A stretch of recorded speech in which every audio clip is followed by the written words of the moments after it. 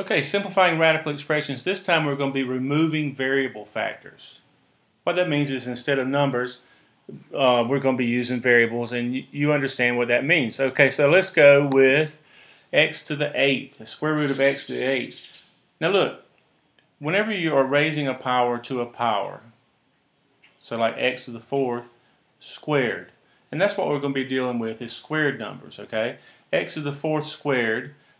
When you raise a power to a power, you multiply the exponent. So you go 2 times 4, and you get x to the 8th, okay? If you had c to the 5th, ooh, I'm using a c up there, and you squared it, you would go 2 times 5, and you would get 10.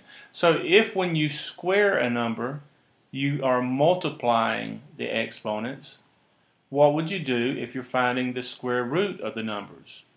Right, you would divide the exponent by 2. So up here we've got x to the 8th, and if we want to get the square root of it, we divide the 8 by 2, and we get x to the 4th. Over here we'll go c to the 12th.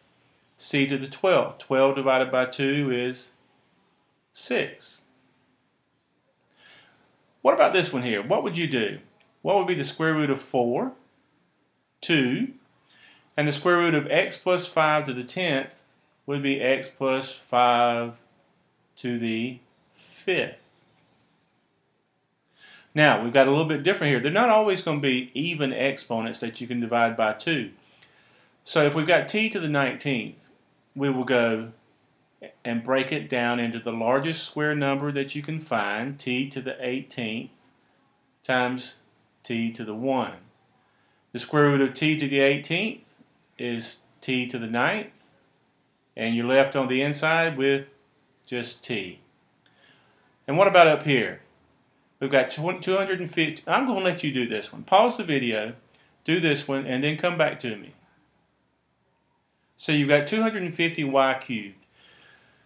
Break it down into the largest square number that you can find, which would be 25 times 10 times y squared times y. And what's the square root of 25? 5. And the square root of y squared is y. And you're left on the inside with 10y.